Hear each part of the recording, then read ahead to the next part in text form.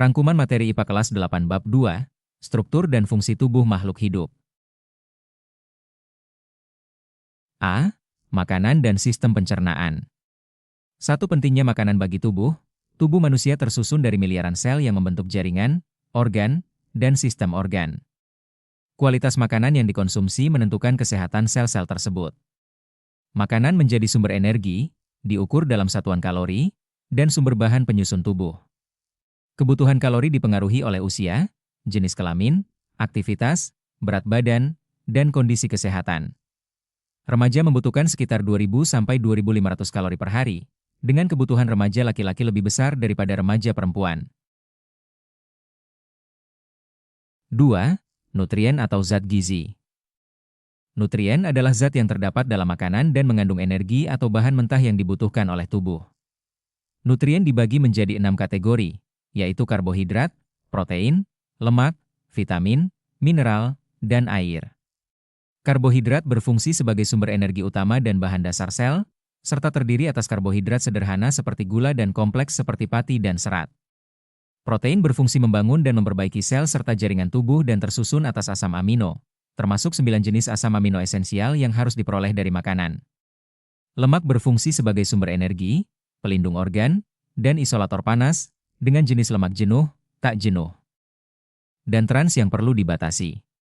Vitamin membantu mempercepat berbagai reaksi kimia dalam tubuh dan dibedakan menjadi vitamin larut lemak seperti A, D, E, K serta vitamin larut air seperti B dan C. Mineral mendukung berbagai proses kimia tubuh, contohnya zat besi, kalsium, dan magnesium, serta dibutuhkan dalam jumlah kecil. Sementara itu, air berperan dalam mengatur suhu tubuh dan membantu membuang sisa metabolisme karena sebagian besar tubuh tersusun atas air. Zat aditif pada makanan. Zat aditif adalah bahan yang ditambahkan sengaja ke makanan untuk memperkuat rasa, warna, aroma, atau memperpanjang masa simpan. Kelompoknya meliputi zat pemanis, alami, gula aren, buatan, aspartam, siklamat, zat pewarna, alami, kunyit, daun suji, sintetis berisiko bagi kesehatan, zat penyedap, MSG atau micin, batas aman 120 mg per kilogram berat badan, zat pengawet, alami, pengasinan atau pemanisan, buatan, natrium benzoat, zat pemberi aroma, zat pengental dan pengemulsi, agar-agar, lecitin. Pola makan sehat, piring makan saya. Panduan dari USDA, 2011, menggantikan piramida makanan dengan model piring yang dibagi menjadi 4 kategori utama plus susu, sayuran dan buah mengisi separuh piring, sayur lebih banyak, sementara makanan pokok dan protein mengisi separuh lainnya, porsi makanan pokok lebih banyak dari protein. Konsep ini mirip dengan 4 sehat 5 sempurna di Indonesia. 3. Sistem pencernaan. Saluran pencernaan manusia memiliki panjang sekitar 9 meter dari mulut hingga rektum. Organ pencernaan dikelompokkan menjadi 3 fungsi besar, pencernaan, penyerapan, dan pembuangan. Pencernaan mekanik adalah pemecahan makanan secara fisik, oleh gigi, lidah, otot lambung. Pencernaan kimiawi adalah pemecahan makanan dengan bantuan enzim, terjadi di mulut, lambung, usus halus. Organ-organ pencernaan dan fungsinya. Organ-organ pencernaan memiliki fungsi yang berbeda dalam membantu tubuh mengolah makanan. Mulut berperan dalam pencernaan mekanik menggunakan gigi dan lidah serta pencernaan kimiawi dengan bantuan enzim amilase yang memecah pati. Esofagus atau kerongkongan berfungsi menyalurkan makanan dari mulut menuju lambung melalui gerakan peristalsis.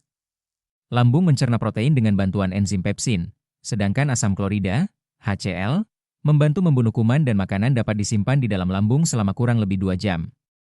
Usus halus merupakan tempat berlangsungnya sebagian besar pencernaan kimiawi dan penyerapan nutrisi, yang dibantu oleh empedu dari hati serta enzim dari pankreas melalui villi.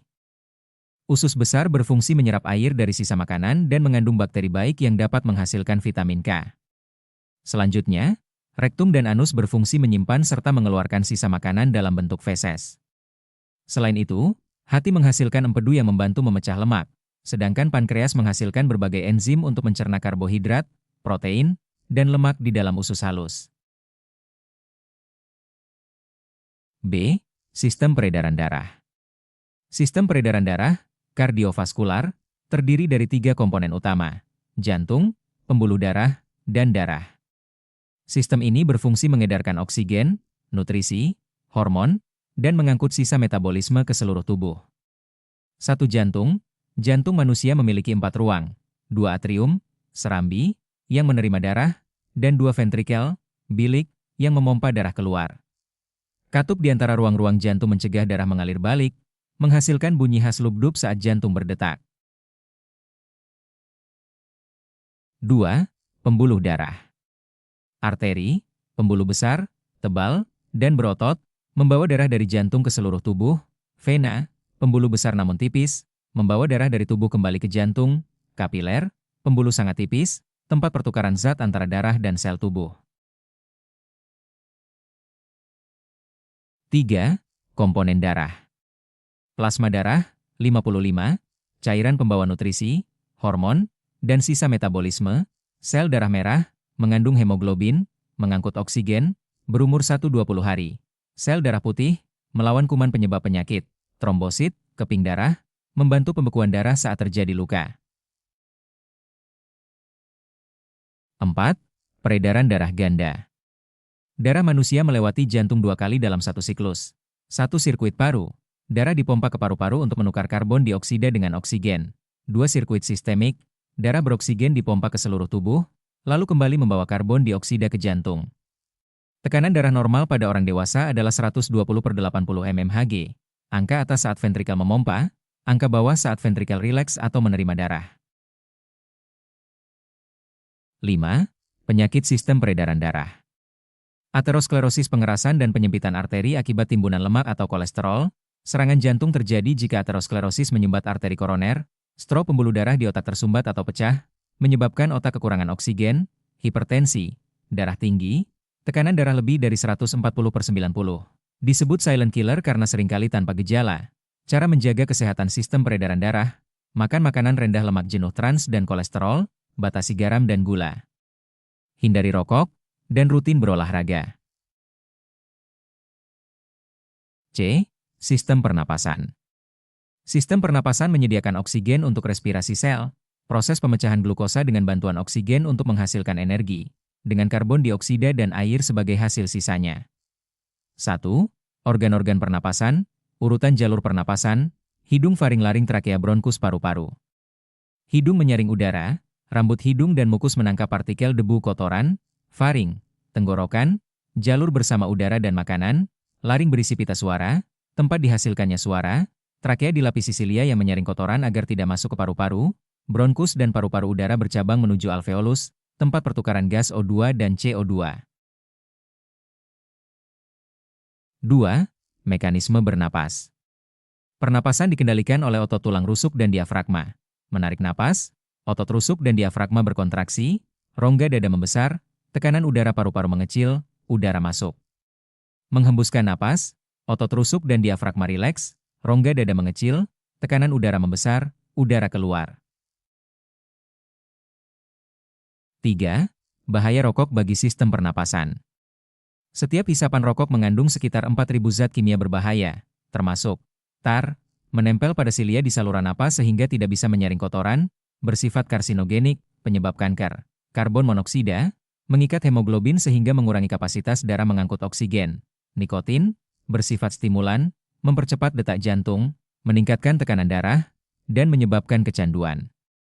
Penyakit akibat rokok, bronkitis, iritasi pada bronkus yang menyebabkan jalur napas menyempit karena lendir, aterosklerosis, zat kimia rokok mengiritasi pembuluh darah dan memicu penyumbatan lemak, kanker paru-paru, sel kanker tumbuh di paru-paru, mengganggu pertukaran gas, emfisema, kerusakan permanen pada alveolus, menyebabkan napas pendek, perokok pasif.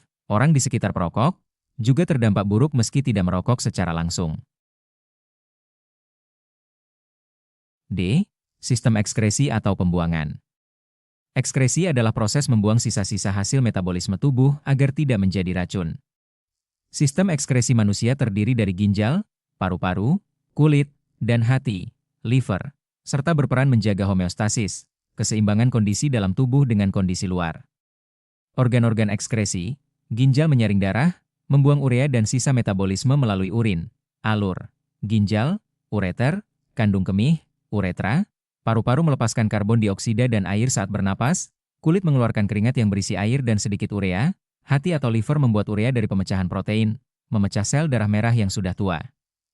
Urin terdiri dari 95% air dan 5% bahan padatan, urea, garam, dan mineral. Ginjal juga mengatur jumlah air dalam tubuh. Saat cuaca panas atau berkeringat banyak, urin menjadi lebih sedikit dan pekat. Saat cuaca dingin, urin lebih banyak dan encer.